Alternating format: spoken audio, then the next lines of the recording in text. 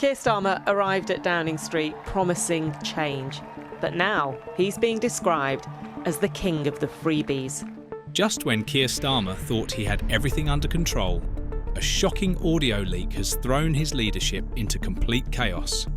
UK media has uncovered explosive details about his secret dealings with millionaire donor Lord Ali. Is this the scandal that will finally bring Starmer down? What's in these leaked recordings? Well, it's far more than just some political gossip.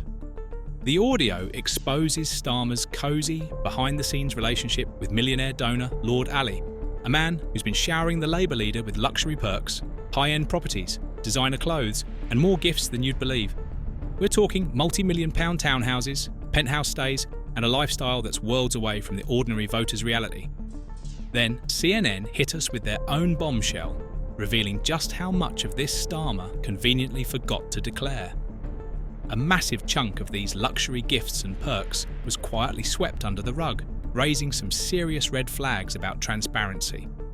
How can you stand at the podium and preach about change and honesty while living large on someone else's dime?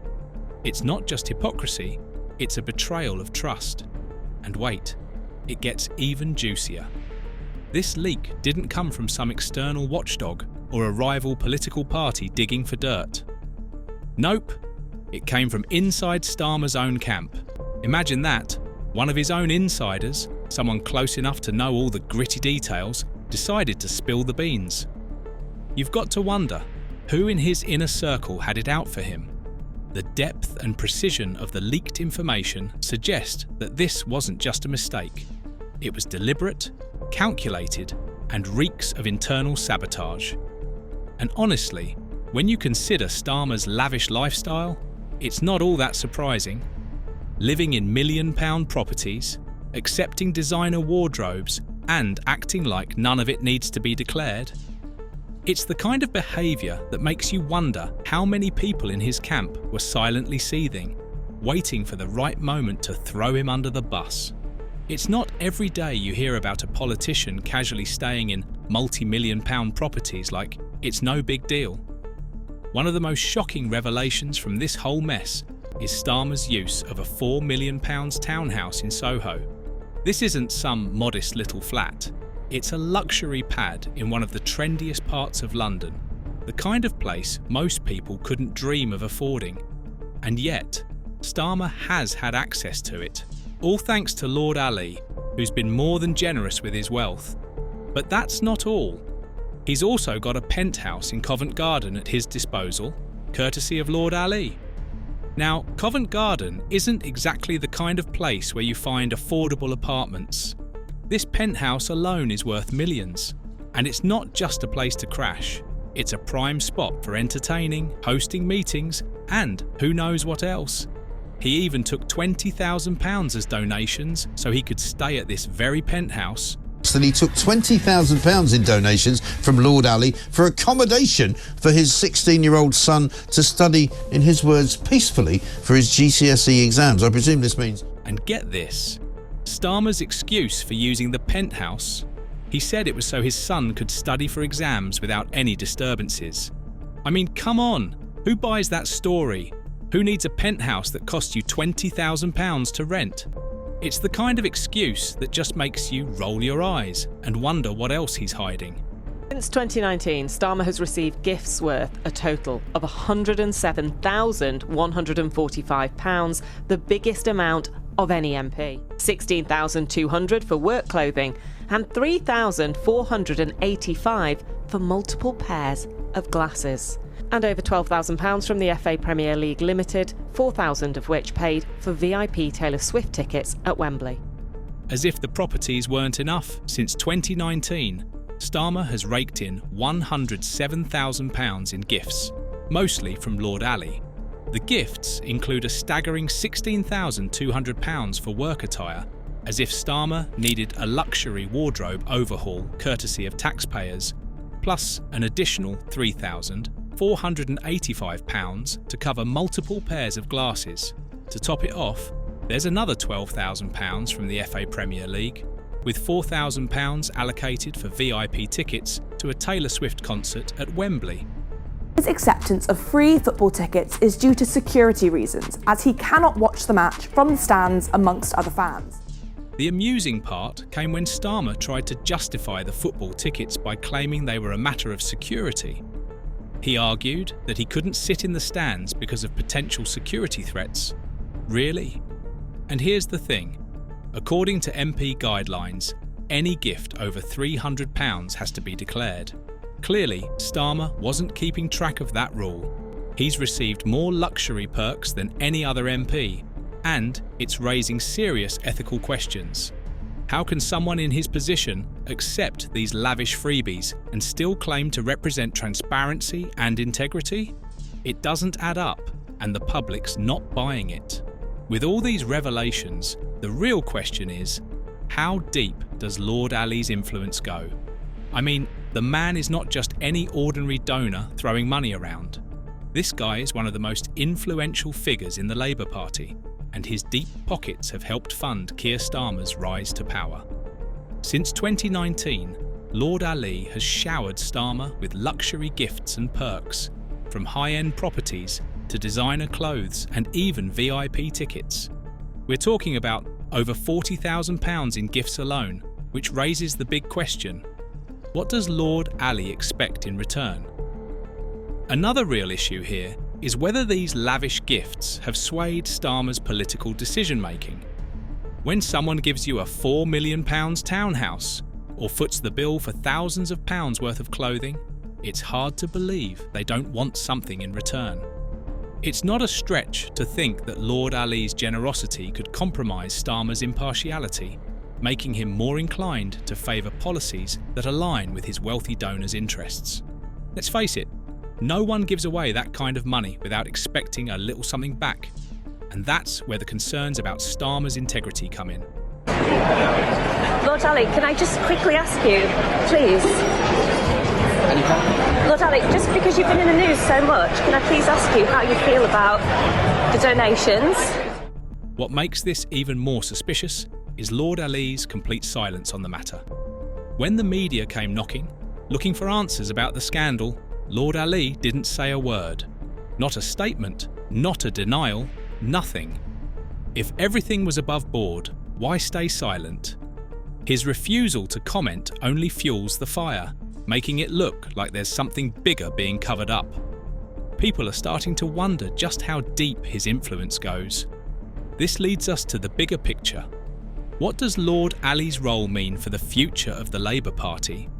With someone as powerful and wealthy as him pulling the strings behind the scenes, there's a real risk that Labour's political agenda could shift to favour the interests of the elite, rather than the everyday people the party claims to represent. So the scandal has also sparked a rebellion within the Labour Party itself, and as tensions rise, it's clear that Starmer's grip on his own team is slipping. And it all kicked off with Rosie Duffield's fiery resignation. Duffield, who was a prominent MP, didn't just quietly step down.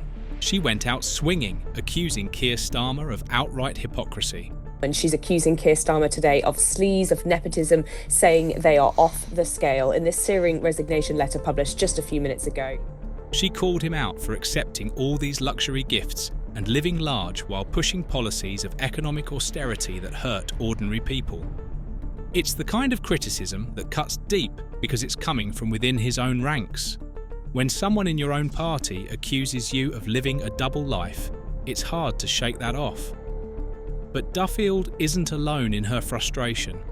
There's growing discontent bubbling beneath the surface in Labour, with other MPs quietly, and not so quietly, questioning Starmer's ethics and leadership. This scandal has exposed cracks that were probably there all along, but now they're wide open. People are starting to ask if Starmer's leadership is sustainable, or if he's too compromised by his ties to Lord Ali and the elite perks he's been enjoying. It's creating a real sense of unease within the party, and you've got to wonder how long he can hold it together. There's also speculation about whether Angela Rayner could step in and take over. Rayner has built a strong reputation for being a symbol of social mobility, coming from a working-class background and climbing the political ladder through sheer determination. With Starmer's credibility in freefall, Rayner seems like the logical replacement. Someone who could restore Labour's image as the party for the people. If Starmer doesn't get a handle on this fast, he might find himself edged out, and Rayner might be the one to take the throne. Politicians should be. How much is she paid, Sue Gray? Yes, she's a salary of £170,000 for obviously PM's top aide, Gray, and that's, I mean, paid more than the PM to assist, which I think. Sue Gray, Starmer's chief of staff, has also been right there in the middle of all this. She wasn't just a passive bystander. Gray attended some of those secretive meetings in the luxury properties gifted by Lord Ali. Her involvement raises even more questions about the transparency of Starmer's leadership. When your chief of staff is attending meetings in multi-million-pound townhouses, it's hard to claim you're running a clean and open ship. This just deepens the scandal and casts a dark cloud over the entire top tier of Labour's leadership. All of this points to a leadership in crisis that even his political rivals have noticed. Not once did I take freebies for glasses or for clothes. When my kids wanted somewhere quiet, they had to go in the bedroom to do it.